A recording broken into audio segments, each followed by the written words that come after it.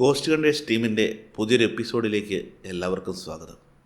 നിങ്ങൾ തരുന്ന സപ്പോർട്ടിനെല്ലാം നന്ദി അറിയിച്ചുകൊണ്ട് സുപ്രുവിൻ്റെയും കൂട്ടുകാരുടെയും അടുത്ത സാഹസികതയിലേക്ക് പോയാലോ. ബാംഗ്ലൂരിലെ എസ്റ്റേറ്റിലെ വലിയ കോൺഫറൻസ് ഹാളിൽ പാരനോർമൽ ഇൻവെസ്റ്റിഗേഷൻ ക്യാമ്പ് ആരംഭിച്ചു. രാജ്യത്തിൻ്റെ പല ഭാഗത്തു നിന്നും വന്ന 50ഓളം ആളുകൾ ആ ഹാളിലുണ്ടായിരുന്നു. മുൻനിരയിൽ തന്നെ ജോജിയും ദാസപ്പനും സുപ്രുവും ആകാംക്ഷയോടെ ഇരുന്നു. ക്യാമ്പ് സംഘടിപ്പിച്ചിരിക്കുന്നത് ഇന്ത്യയിലെ തന്നെ അറിയപ്പെടുന്ന പാരനോർമൽ ഇൻവെസ്റ്റിഗേറ്ററായ നവനീത് മിത്രയാണ്. ഗാംഭീര്യമുള്ള ശബ്ദവും ശാന്തമായ മുഖപ്രകൃതിയുമുള്ള അദ്ദേഹം വേദിയിലേക്ക് കടന്നു വന്നു. ഒരു വലിയ സ്ക്രീനിൽ പ്രേതങ്ങളെക്കുറിച്ചുള്ള ശാസ്ത്രീയമായ സ്ലൈഡുകൾ തെളിഞ്ഞു വന്നു. പാരനോർമൽ ഇൻവെസ്റ്റിഗേഷൻ ക്യാമ്പിലേക്ക് എല്ലാവർക്കും സ്വാഗതം. നവനീത് മിത്ര സംസാരിച്ചു തുടങ്ങി. പ്രേതങ്ങളെന്ന് വിളിക്കുന്നത് യഥാർത്ഥത്തിൽ എന്താണ്? അതൊരു ഊർജമാണ്. ഊർജത്തെ സൃഷ്ടിക്കാനോ നശിപ്പിക്കാനോ സാധിക്കുകയില്ല. അതൊരു രൂപത്തിൽ നിന്നും മറ്റൊരു രൂപത്തിലേക്ക് മാറുന്നു എന്നാണല്ലോ ശാസ്ത്രം. ആ ഊർജത്തെ കണ്ടെത്താനുള്ള ഉപകരണങ്ങളെക്കുറിച്ചാണ് ഇന്ന് പഠിക്കുന്നത്. ഇതാണ് EMF മീറ്റർ. നിങ്ങൾ പലരും ഇത് കണ്ടിട്ടുണ്ടാവും, ചിലർ ഉപയോഗിച്ചിട്ടുമുണ്ടാവും. എന്നാൽ ഇതിൻ്റെ യഥാർത്ഥ ഉപയോഗം എന്താണെന്ന് ഞാൻ വിശദമാക്കാം. നവനീത് മിത്ര പറയുന്ന ഓരോ കാര്യങ്ങളും ജോജിയും സുപ്രുവും ദാസപ്പനും വളരെ ശ്രദ്ധയോടുകൂടിയാണ് കേട്ടുകൊണ്ടിരുന്നത്. ഇത്രയും കാലം വെറും കളിപ്പാട്ടം പോലെ ഉപയോഗിച്ചിരുന്ന ഉപകരണത്തിന് പിന്നിൽ ഇത്രയും വലിയ ശാസ്ത്രമുണ്ടെന്ന് അവർ തിരിച്ചറിയുകയായിരുന്നു. EMF മീറ്ററിനെക്കുറിച്ച് നവനീത് മിത്ര നൽകിയ വിശദീകരണം ഇതായിരുന്നു. അമാനുഷിക ശക്തികൾക്കോ പ്രേതങ്ങൾക്കോ പ്രത്യക്ഷപ്പെടാനോ ശബ്ദമുണ്ടാക്കാനോ വസ്തുക്കൾ ചലിപ്പിക്കാനോ വൻതോതിൽ ഊർജം ആവശ്യമാണ്. ഈ ഊർജം അവർ വലിച്ചെടുക്കുന്നത് ചുറ്റുപാടുകളിലെ ഇലക്ട്രോ മാഗ്നറ്റിക് ഫീൽഡുകളിൽ നിന്നുമാണ്. ഒരു ആത്മാവ് അടുത്തുണ്ടെങ്കിൽ ആ പ്രദേശത്തെ EMF നിലയിൽ പെട്ടെന്ന് വ്യതിയാനങ്ങൾ ഉണ്ടാകും. ഇത് മീറ്ററിലെ ലൈറ്റുകൾ കത്താൻ കാരണമാകും. ഒരു പ്രേതബാധയുള്ള സ്ഥലത്ത് പോയാൽ ആദ്യം EMF മീറ്റർ പിടിച്ച് നടക്കുകയല്ല വേണ്ടത്. മുറിയിലെ മൊബൈൽ ഫോണുകൾ, ഭിത്തിയിലൂടെ പോകുന്ന പവർ കേബിളുകൾ, പഴയ ഫ്രിഡ്ജ് എന്നിവയൊക്കെ EMF പുറപ്പെടുവിക്കാം. ഇതൊന്നുമില്ലാതെ ശൂന്യമായ ഒരു സ്ഥലത്ത് EMF മീറ്റർ പ്രവർത്തിക്കുന്നുണ്ടെങ്കിൽ അവിടെ എന്തോ അദൃശ്യ സാന്നിധ്യമുണ്ടെന്ന് കരുതാം. ഇത്രയും കേട്ടപ്പോൾ സുപ്രു ദാസപ്പനെ തോണ്ടിയിട്ട് പറഞ്ഞു, ദാസപ്പ, ഇത്രയും നാളും നമ്മൾ EMF മീറ്ററിനുള്ളിൽ കാന്തം വെച്ചിട്ട് ലൈറ്റ് തെളിച്ചല്ലേ നമ്മൾ ആളുകളെ പറ്റിച്ചിരുന്നത്. ഇതിനകത്ത് ഇത്രയും വലിയ കാര്യം ഉണ്ടായിരുന്നോ? ദാസപ്പൻ ചമ്മലോടെ തലയാട്ടി. ജോജിയുടെ ശ്രദ്ധ മുഴുവൻ നവനീത് മിത്രയിലായിരുന്നു. ഇനി നവനീത് മിത്ര വീണ്ടും തുടർന്നു. നമ്മൾ ഉപകരണത്തെ മാത്രം വിശ്വസിച്ചാൽ പോരാ, നമ്മുടെ കണ്ണുകളെയും വിശ്വസിക്കണം. ചില സമയങ്ങളിൽ തിന്മയുടെ ശക്തി നമ്മളെക്കൊണ്ട് ഇല്ലാത്ത കാര്യങ്ങൾ വിശ്വസിപ്പിച്ചേക്കാം. അതിനെയാണ് പാരാനോർമൽ ഹാലൂസിനേഷൻ എന്ന് വിളിക്കുന്നത്. ഹാലൂസിനേഷൻ എന്ന വാക്ക് കേട്ടപ്പോൾ ജോജിയും ദാസപ്പനും സുപ്രുവും പരസ്പരം നോക്കി. ക്ലാസ് കഴിഞ്ഞ് പുറത്തേക്ക് ഇറങ്ങുമ്പോൾ ജോജിയുടെ കണ്ണുകൾ തിരിഞ്ഞത് കഴുത്തിൽ ആ പച്ചക്കല്ല് ധരിച്ച ആ വിദേശിയായിരുന്നു. ഉത്തരങ്ങൾ പതുക്കെ ചുരുളടിയാൻ തുടങ്ങിയിരുന്നു. ക്യാമ്പിലെ ആദ്യ ദിവസത്തെ ക്ലാസ്സുകൾ അവസാനിച്ചപ്പോൾ ജോജിയും സുപ്രുവും ദാസപ്പനും നേരെ പോയത് നവനീത് മിത്രയുടെ അടുത്തേക്കാണ്. അവരുടെ കണ്ണുകളിലെ ഭയം ആ പാരനോർമൽ വിദഗ്ധന് പെട്ടെന്ന് വായിച്ചെടുക്കാൻ കഴിഞ്ഞു. മറ്റാളുകൾ ഉള്ളതുകൊണ്ട് അദ്ദേഹം ശബ്ദം താഴ്ത്തി പറഞ്ഞു, ഇപ്പോൾ ഇവിടെ വെച്ച് സംസാരിക്കുന്നത് ശരിയല്ല. രാത്രി 12 മണിക്ക് ശേഷം ഞാൻ താമസിക്കുന്ന കോട്ടേജിൻ്റെ ടെറസിലേക്ക് വരൂ. അവിടെ വെച്ച് നമുക്ക് സംസാരിക്കാം. അതൊരു നീണ്ട കാത്തിരിപ്പായിരുന്നു. കൃത്യം രാത്രി 12:30 ആയപ്പോൾ ജോജിയും സുപ്രുവും ദാസപ്പനും ബാംഗ്ലൂരിലെ തണുത്ത കോടമഞ്ഞിനെ വകഞ്ഞു മാറ്റി നവനീത് മിത്ര താമസിക്കുന്ന കോട്ടേജിൻ്റെ ടെറസിലേക്ക് പോയി. അദ്ദേഹം അവർക്കായി അവിടെ കാത്തിരിപ്പുണ്ടായിരുന്നു. ജോജി യാതൊന്നും മറച്ചു പിടിക്കാതെ കഴിഞ്ഞ ദിവസം തങ്ങൾക്ക് സംഭവിച്ച എല്ലാ കാര്യങ്ങളും നവനീതിനോട് തുറന്നു പറഞ്ഞു. രാത്രിയിലെ ഫോൺ കോൾ, ആശുപത്രിയിലെ അന്വേഷണം, അപ്രത്യക്ഷനായ സുപ്രു, പൊളിച്ചുമാറ്റിയ നിലവറ, അതിഭീകരമായ സൂപ്പർ ഹീറോ പോരാട്ടങ്ങൾ, തങ്ങളോട് അശരീരി ചോദിച്ച പച്ചക്കല്ല്, ഒടുവിൽ ഈ ക്യാമ്പിൽ വെച്ച് തന്നെ പച്ചക്കല്ലണിഞ്ഞ വിദേശിയെ കണ്ട കാര്യം വരെ ജോജി വിശദീകരിച്ചു. എല്ലാം വളരെ ശാന്തമായി കേട്ട ശേഷം നവനീത് മിത്ര ഒന്ന് പുഞ്ചിരിച്ചു. ഇരുട്ടിലെ അന്ധവിശ്വാസങ്ങളെ ശാസ്ത്രത്തിൻ്റെ തെളിവുകളോടെ എങ്ങനെ നേരിടാമെന്ന് അവർക്ക് അദ്ദേഹം കാണിച്ചു കൊടുത്തു. ജോജി, നവനീത് മിത്ര സംസാരിച്ചു തുടങ്ങി. നിങ്ങൾ കണ്ടതും അനുഭവിച്ചതുമൊക്കെ വലിയ കാര്യങ്ങളാണെന്ന് നിങ്ങൾക്ക് തോന്നാം. പക്ഷേ അതിനെല്ലാം വ്യക്തമായ ചില ശാസ്ത്രീയ കാരണങ്ങളുമുണ്ട്. കേവലം ലോജിക്ക് വെച്ച് ചിന്തിച്ചാൽ തീരാവുന്ന പ്രശ്നങ്ങളെ നിങ്ങളെ അലട്ടുന്നുള്ളൂ. അവർ മൂവരും ശ്വാസം അടക്കി പിടിച്ച് അദ്ദേഹത്തെ ശ്രദ്ധിച്ചു. ആദ്യം സുപ്രുവിൻ്റെ കാര്യമെടുക്കാം. സുപ്രു ശരിക്കും ആ ബ്രഹ്മരക്ഷത്തിൻ്റെ തറവാട്ടിലേക്ക് പോയിരുന്നില്ല. അവൻ ആശുപത്രിയിൽ നിങ്ങളെ അന്വേഷിച്ചു പോയി അവിടുന്ന് നേരെ വീട്ടിലേക്കാണ് പോകുന്നത്. ചില സമയങ്ങളിൽ മനുഷ്യൻ്റെ മാനസിക അവസ്ഥയ്ക്കും സമയത്തിൻ്റെ കണക്കുകൂട്ടലുകൾക്കും വലിയ മാറ്റങ്ങൾ സംഭവിച്ചേക്കാം. പാതിരാത്രിയിലെ ഫോൺ കോൾ സുപ്രുവിനെയും നിങ്ങളെയും വല്ലാതെ ഭയപ്പെടുത്തിയിരുന്നു. നിങ്ങൾ സുപ്രുവിനെ തിരഞ്ഞ് അവിടെ വരുമ്പോൾ സുപ്രു അവിടെ ഉണ്ടാകില്ല എന്ന് മനസ്സിനെ പറഞ്ഞു പഠിപ്പിച്ച് വലിയൊരു പാനിക്കിലാണ് നിങ്ങൾ ആ വീട്ടിലേക്ക് എത്തിയത്. നിങ്ങൾ വന്നപ്പോൾ വാതിൽ തുറന്ന് കിടക്കുന്നതും ലാപ്ടോപ്പ് ഓഫാക്കാതെ വെച്ചിരിക്കുന്നതും കസാര മറിഞ്ഞ് കിടക്കുന്നതുമൊക്കെ നിങ്ങളെ വലിയ പാനിക്കിലാക്കി. നിങ്ങളുടെ ഭയം കാരണം നിങ്ങളുടെ തലച്ചോറ് കാഴ്ചകളെ വേണ്ട വിധം പ്രോസസ്സ് ചെയ്തില്ല. അപ്പോൾ ദാസപ്പൻ സംശയത്തോടെ ചോദിച്ചു, അപ്പോൾ സുപ്രു മഴ നനഞ്ഞ് വീട്ടിലേക്ക് കയറി വന്നതോ? അത് ഞാൻ പറയാം. നവനീത് മിത്ര സുപ്രുവിനെ നോക്കി. ആശുപത്രിയിൽ നിന്ന് ഇറങ്ങിയ സുപ്രുവിന് എന്താണ് സംഭവിച്ചതെന്ന് പോലും അവന് വ്യക്തമായി അറിയില്ല. അവന് നേർക്ക് ആരോ വെളുത്ത പൊടി ഊതിയെന്ന് പറഞ്ഞില്ലേ, അതൊരു സാധാരണ പൊടിയായിരുന്നില്ല. അത് വളരെ ശക്തമായ ഹാലൂസിനേഷൻ കെമിക്കലായിരുന്നു. കോപ്പോളമൈൻ പോലുള്ള മനുഷ്യൻ്റെ ചിന്താശക്തിയെയും ഓർമ്മശക്തിയെയും പൂർണ്ണമായും ഇല്ലാതാക്കുന്ന കൊടും വിഷം. നവനീത് മിത്ര ജോജിയുടെ തോളിൽ കൈവച്ചുകൊണ്ട് തുടർന്നു. സുപ്രു ആ വീട്ടിൽ വന്നത് ആ കെമിക്കലിൻ്റെ പൂർണ്ണ നിയന്ത്രണത്തിലായിരുന്നു. അവൻ മുറിയിൽ കയറി വാതിലടച്ചപ്പോൾ ആ ഇടുങ്ങിയ മുറിയിൽ കെമിക്കലിൻ്റെ അംശം വ്യാപിച്ചു. നിങ്ങൾ വാതിൽ പൊളിച്ച് അകത്തേക്ക് കയറിയപ്പോൾ സുപ്രുവിൻ്റെ വസ്ത്രത്തിലും അന്തരീക്ഷത്തിലും ഉണ്ടായിരുന്ന ആ കെമിക്കൽ നിങ്ങളും ശ്വസിച്ചു. അതോടെ നിങ്ങളും ഹാലൂസിനേറ്റഡായി. ബ്രഹ്മരക്ഷസും സൂപ്പർ പവറുകളും തറവാട്ടിലെ യക്ഷിയുമൊക്കെ ആ മരുന്നിൻ്റെ ലഹരിയിൽ നിങ്ങളുടെ തലച്ചോറ് തന്നെ സൃഷ്ടിച്ചെടുത്ത മായക്കാഴ്ചകളാണ്. ജോജിക്കും ദാസപ്പനും സുപ്രുവിനും വലിയൊരു ആശ്വാസവും അത്ഭുതവും തോന്നി. ആ രാത്രിയിലെ ഓരോ സംഭവങ്ങൾക്കും ഇത്രയും ശാസ്ത്രീയമായ വിശദീകരണം നൽകാൻ കഴിയുമെന്ന് അവർ പ്രതീക്ഷിച്ചിരുന്നില്ല. അപ്പോൾ സാർ, ജോജി ആ വിദേശിയുടെ കഴുത്തിൽ കണ്ട പച്ചക്കല്ല്? സുപ്രു ചോദിച്ചു. അതും നിങ്ങളുടെ ഉപബോധ മനസ്സിൻ്റെ കളിയാണ് സുപ്രു. നവനീത് ചിരിച്ചുകൊണ്ട് പറഞ്ഞു. ഈ ക്യാമ്പിലേക്ക് വരുന്ന വഴിയോ അല്ലെങ്കിൽ മുമ്പ് എപ്പോഴെങ്കിലുമോ നിങ്ങൾ ആ വിദേശിയെയും അയാളുടെ കഴുത്തിൽ കിടക്കുന്ന കല്ലും എവിടെ വെച്ചെങ്കിലും കണ്ടിട്ടുണ്ടാവും. നിങ്ങളുടെ ഉപബോധ മനസ്സിൽ കൂടിക്കേറിയ ആ രൂപത്തെ നിങ്ങൾക്ക് ഭയമുണ്ടായപ്പോൾ നിങ്ങളുടെ തലച്ചോർ നിങ്ങളിലേക്ക് ഇട്ടു തന്നതാണ്. അല്ലാതെ ആ വിദേശിക്ക് നിങ്ങളുടെ കഥയുമായി യാതൊരു ബന്ധവുമില്ല. വ്യക്തമായ ലോജിക്കും എല്ലാത്തിനും കൃത്യമായ ഉത്തരങ്ങളും നൽകിയപ്പോൾ ഗോസ്റ്റ് ഹണ്ടേഴ്സിൻ്റെ മനസ്സിലെ വലിയൊരു ഭാരമാണ് ഒഴിഞ്ഞുപോയത്. പ്രേതമാണെന്ന് കരുതി തങ്ങൾ പേടിച്ചതെല്ലാം വെറും കെമിക്കൽ റിയാക്ഷനും മാനസിക വിഭ്രാന്തിയുമായിരുന്നുവെന്ന് അവർക്ക് പൂർണ്ണമായും മനസ്സിലായി. ശാസ്ത്രത്തിന് മുന്നിൽ അന്ധവിശ്വാസങ്ങൾ ഇത്രത്തോളം ദുർബലമാണെന്ന് അവർ തിരിച്ചറിയുകയായിരുന്നു. ആ വിശ്വാസത്തിൽ തൻ്റെ ഭൂതകാലങ്ങളെപ്പറ്റിയുള്ള കാര്യങ്ങൾ ജോജി പൂർണ്ണമായും അദ്ദേഹത്തോട് പറഞ്ഞു. സർ, ജോജി അല്പം ചമ്മലോട് പറഞ്ഞു. സർ, സത്യം പറഞ്ഞാൽ ഞങ്ങൾ ജീവിക്കാൻ വേണ്ടി തുടങ്ങിയ ഒരു പരിപാടിയാണ് ഗോസ്റ്റ് ഹണ്ടിങ്. ഞങ്ങൾക്ക് ഇതിനെക്കുറിച്ച് വലിയ അറിവൊന്നും ഉണ്ടായിരുന്നില്ല. ആളുകളെ പറ്റിക്കാനും യൂട്യൂബിൽ വ്യൂസ് കൂട്ടുവാനും വ്യാജമായി തുടങ്ങിയതായിരുന്നു എല്ലാം. നവനീത് മിത്ര പുഞ്ചിരിയോടെ തലയാട്ടി. പിന്നെ എന്താണ് ജോജി സംഭവിച്ചത്? ജോജി ദീർഘമായി ശ്വസിച്ചുകൊണ്ട് പറഞ്ഞു. ആദ്യം ഞങ്ങൾ പോയത് ഇരളൻകാവ് എന്ന സ്ഥലത്തേക്കാണ്. അവിടെ വലിയൊരു കാവും ആ കാവിൽ യക്ഷിയുണ്ടെന്നുമായിരുന്നു നാട്ടുകാരുടെ വിശ്വാസം. അവിടെ പോയി കുറച്ച് തട്ടിപ്പ് വീഡിയോകൾ എടുത്ത് ആളുകളെ പറ്റിക്കാനായിരുന്നു ഞങ്ങളുടെ പ്ലാൻ. സുപ്രുവിനെ കൊണ്ട് കാവിനകത്ത് ചില സ്പീക്കറുകൾ ഒളിപ്പിച്ചു വെച്ചു. മരച്ചിലകൾ ഇളകാൻ വേണ്ടിയിട്ട് നൂലുകൾ കെട്ടി ബന്ധിപ്പിച്ചു. എല്ലാം സെറ്റായതിനു ശേഷം ഞങ്ങൾ രാത്രി ഷൂട്ടിംഗ് തുടങ്ങി.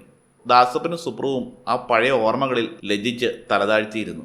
പക്ഷേ സാർ, ഞങ്ങളെ കാത്തിരുന്നത് വലിയൊരു മുട്ടൻ പണിയായിരുന്നു. ഞങ്ങൾ ആ സെറ്റ് ചെയ്ത സ്പീക്കർ ഓൺ ചെയ്യുന്നതിന് മുമ്പ് തന്നെ കാവിനുള്ളിൽ വല്ലാത്തൊരു അലർച്ച കേട്ടു. പെട്ടെന്ന് ചുറ്റും വലിയൊരു മരവിപ്പിക്കുന്ന തണുപ്പ് വന്നുകൂടി. ഞങ്ങൾ കൊണ്ടുവന്ന് വെച്ച ലൈറ്റുകളും ക്യാമറയും പെട്ടെന്ന് തന്നെ ഓഫായി. അതിനിടയിൽ സുപ്രു അലറിക്കരഞ്ഞുകൊണ്ട് ഓടി വന്നു. ആ കാവിനുള്ളിലെ ഇരുട്ടിൽ ചുവന്ന കണ്ണുകളുള്ള ഒരു രൂപം അവനെ തന്നെ നോക്കി നിൽപ്പുണ്ടായിരുന്നുവെന്ന്. ഞങ്ങൾ ക്യാമറയും ഉപേക്ഷിച്ച് ജീവനും കൊണ്ടാണ് അവിടുന്ന് ഓടി രക്ഷപ്പെട്ടത്. അന്ന് തന്നെ ഞങ്ങൾ ഉറപ്പിച്ചു പ്രേതം സത്യമാണെന്ന്. എല്ലാം കേട്ടുകഴിഞ്ഞ് നവനീത് മിത്ര വലിയൊരു പൊട്ടിച്ചിരിയോടെയാണ് അതിനോട് പ്രതികരിച്ചത്.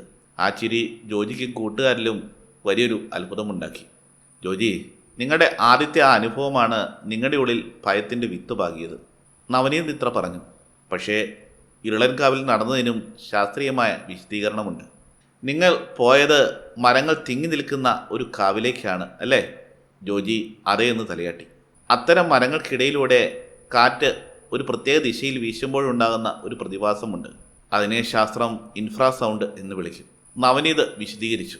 അതായത് 20 ഹെർട്സിൽ താഴെയുള്ള ശബ്ദങ്ങൾ. ആ ശബ്ദങ്ങൾ മനുഷ്യൻ്റെ ചെവികൾക്ക് കേൾക്കാൻ പറ്റില്ല. പക്ഷേ ആ തരംഗങ്ങൾക്ക് നമ്മുടെ ശരീരത്തിൽ മാറ്റങ്ങൾ ഉണ്ടാക്കാൻ സാധിക്കും. അത് മനുഷ്യരിൽ വല്ലാത്തൊരു ഭയവും ശ്വാസം മുട്ടലും പരിഭ്രാന്തിയും എന്തിന് അതിശൈത്യം വരെ അനുഭവിപ്പിക്കും. ആ ഇൻഫ്രാസൗണ്ടിൻ്റെ പ്രഭാവം കൊണ്ടാണ് നിങ്ങൾക്കവിടെ മരവിപ്പിക്കുന്ന തണുപ്പും ഭയവും തോന്നിയത്. അപ്പോൾ ഞങ്ങളുടെ ക്യാമറകൾ ഓഫായതോ സാർ?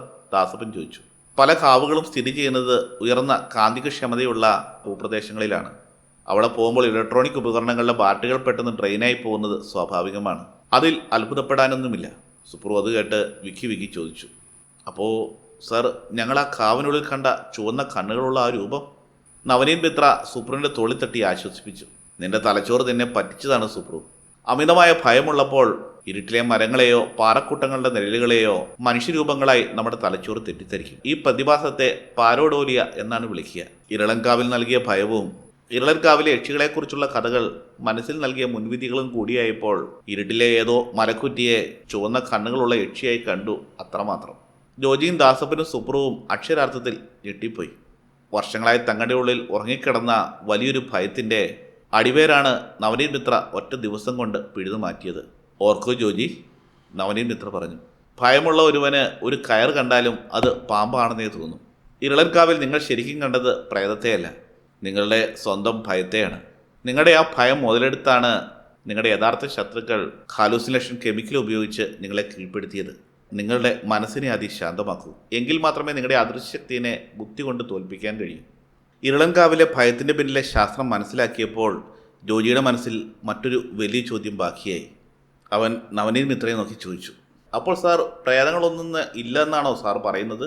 കുട്ടിക്കാലം മുതൽ നമ്മൾ അറിഞ്ഞതും കേട്ടതുമായ കഥകളെല്ലാം കെട്ടുകഥകളാണെന്നാണോ സാർ പറയുന്നത്? നവനീത് മിത്ര അവരെ ശാന്തമായി നോക്കി ഒന്ന് പുഞ്ചിരിച്ചു.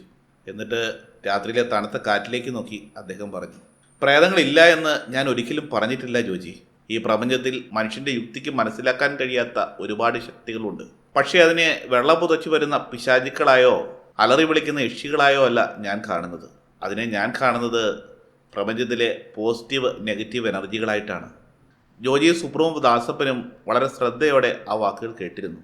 നവനീത് മിത്ര തുടർന്നു, മനുഷ്യൻ്റെ ശരീരം നശിച്ചാലും അവനിലെ ഊർജം നശിക്കുന്നില്ല. ആ ഊർജം ചില പ്രത്യേക സാഹചര്യങ്ങളിൽ ഈ അന്തരീക്ഷത്തിൽ ബാക്കിയായേക്കാം. അതൊരു പോസിറ്റീവ് എനർജിയാകാം, അല്ലെങ്കിൽ നെഗറ്റീവ് എനർജിയുമാകാം. ചിലപ്പോൾ ആ നെഗറ്റീവ് ഊർജം ഭൗതിക ലോകവുമായി സംവദിക്കാൻ ശ്രമിച്ചേക്കാം. പക്ഷേ പ്രശ്നം അതല്ല. അദ്ദേഹം ശബ്ദം അല്പം കടുപ്പിച്ചുകൊണ്ട് അവരെ മൂവരെയും നോക്കിക്കൊണ്ട് പറഞ്ഞു, ഒരിക്കലും നിങ്ങൾ മുമ്പ് ചെയ്തതുപോലെ അവിടെ പ്രേതമുണ്ട് എന്നൊരു മുൻവിധിയോടെ ഒരിക്കലും ഒരു സ്ഥലത്തേക്കും പോകരുത്. അതായത് യൂട്യൂബിൽ വ്യൂസ് കൂട്ടുന്നതിന് വേണ്ടി അവിടെ ഭയപ്പെടുത്തുന്ന എന്തെങ്കിലും കിട്ടണമെന്ന് ചിന്തയോടുകൂടി പോകരുത്. അങ്ങനെ പോയാൽ എന്താണ് അവിടെ സംഭവിക്കുന്നതെന്ന് അറിയാമോ? അവർ മൂവരും ആകാംക്ഷയോടെ തലയാട്ടി. നിങ്ങൾ അവിടെ ഒരു പ്രേതത്തെ പ്രതീക്ഷിച്ച് പോയാൽ നിങ്ങളുടെ മനസ്സ് ചിന്തിക്കുന്നത് പോലെ പ്രവർത്തിച്ചു തുടങ്ങും. നവനീത് മിത്ര ഗൗരവത്തിൽ പറഞ്ഞു, നിങ്ങൾ പ്രതീക്ഷിക്കുന്ന ആ ഭയം കാരണം നിങ്ങളുടെ തലച്ചോറ് പുതിയ ചിത്രങ്ങൾ സൃഷ്ടിച്ചു തുടങ്ങും. ഇരുട്ടിലെ ചില ഇലയിലക്കങ്ങൾ പോലും നിങ്ങളുടെ കൺമുമ്പിൽ വലിയ ഭീകര രൂപങ്ങളായി മാറും. ഒരു സാധാരണ കാറ്റിൻ്റെ ശബ്ദം നിങ്ങളുടെ കാതുകളിൽ കരച്ചിലായി തോന്നാം. ചുരുക്കത്തിൽ നിങ്ങൾ ചിന്തിക്കുന്നതനുസരിച്ച് നിങ്ങളുടെ മനസ്സ് നിങ്ങളെ മായക്കാഴ്ചകൾ കാണിച്ചു തുടങ്ങും. നിങ്ങളുടെ ഭയമാണ് അവിടെ പ്രേതമായി രൂപമെടുക്കുന്നത്. ജോജിക്കും ദാസപ്പനും സുപ്രുവിനും അത് വലിയൊരു തിരിച്ചറിവായിരുന്നു. യൂട്യൂബ് വ്യൂസിനു വേണ്ടി ഭീകരമായ സ്ഥലത്തേക്ക് പ്രേതത്തെ പ്രതീക്ഷിച്ച് ക്യാമറയും തൂക്കി ഇറങ്ങിയ കാര്യങ്ങൾ അവർക്ക് ഓർമ്മ വന്നു. അപ്പോഴൊക്കെ തങ്ങളെ വേട്ടയാടിയിരുന്നത് യഥാർത്ഥ പ്രേതങ്ങളായിരുന്നില്ല, മറിച്ച് തങ്ങളുടെ മുൻവിധികളും പ്രേതത്തെക്കുറിച്ചുള്ള അമിതമായ ഭയവും തലച്ചോറ് രൂപപ്പെടുത്തിയ മായക്കാഴ്ചകൾ മാത്രമായിരുന്നു അത്. ഒരു യഥാർത്ഥ ഇൻവെസ്റ്റിഗേറ്റർ പോകേണ്ടത് ശൂന്യമായ മനസ്സോടുകൂടിയായിരിക്കണം. നവനീത് മിത്രയുടെ വാക്കുകൾ ജോജിയുടെ മനസ്സിലെ പല സംശയങ്ങളുടെയും കെട്ടുകളഴിച്ചു. അവൻ ദീർഘനിശ്വാസത്തോടെ നവനീതിനെ നോക്കി പറഞ്ഞു, സാർ പറഞ്ഞത് വളരെ ശരിയാണ്. ഞങ്ങൾ യഥാർത്ഥത്തിൽ ഒരു പ്രേതത്തെ പോലും ഞങ്ങളുടെ ക്യാമറയിൽ ഷൂട്ട് ചെയ്തിട്ടില്ല. പക്ഷേ ഞങ്ങൾ പോകുന്ന സ്ഥലത്തൊക്കെ പ്രേതങ്ങളെയും അദൃശ്യശക്തികളെയും ഞങ്ങൾ നേരിട്ട് കാണുന്നുണ്ട്. എന്തുകൊണ്ടാണ് ഞങ്ങൾക്ക് മാത്രം അങ്ങനെ സംഭവിക്കുന്നത്? അത് ചോദിച്ചപ്പോൾ ജോജിയുടെ ശബ്ദം ഇടറിയിരുന്നു. പതുക്കെ പതുക്കെ അവൻ്റെ ഭൂതകാലങ്ങളെപ്പറ്റി അവൻ നവനീതിനോട് തുറന്നു പറഞ്ഞു. സാർ, ഞങ്ങൾ 3 പേരും ഒരു അനാഥാലയത്തിലാണ് വളർന്നത്. സ്വന്തമെന്ന് പറയാൻ ഞങ്ങൾക്ക് ഞങ്ങൾ മാത്രമേ ഉണ്ടായിരുന്നുള്ളൂ. അവിടെ നിന്ന് പുറത്തിറങ്ങിയതിന് ശേഷം ഞങ്ങൾ ജീവിക്കാൻ പല പടികളും നോക്കി. എല്ലാം പൊട്ടിപ്പാളീസായി. അങ്ങനെയാണ് ആരും അറിയാതെ ഞങ്ങൾ 3 പേരും കൂടി ഗോസ്റ്റ് കണ്ടിങ് എന്ന യൂട്യൂബ് ചാനൽ തുടങ്ങിയത്. ജോജി തുടർന്നു.